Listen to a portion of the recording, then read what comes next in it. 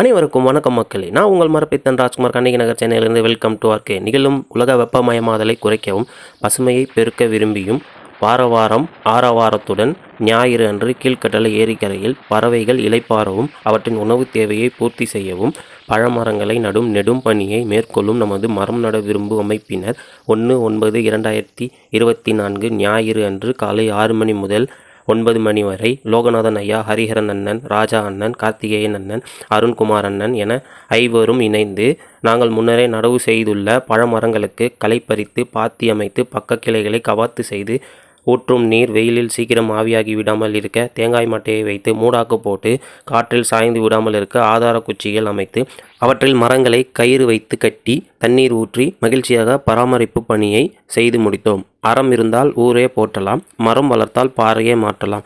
ஆதலால் மரம் நடுவோம், மரம் வளர்ப்போம், மரங்களை பாதுகாப்போம் என இன்றும் என்றும் இயற்கை பயணத்தில் இணைந்திருப்போம்.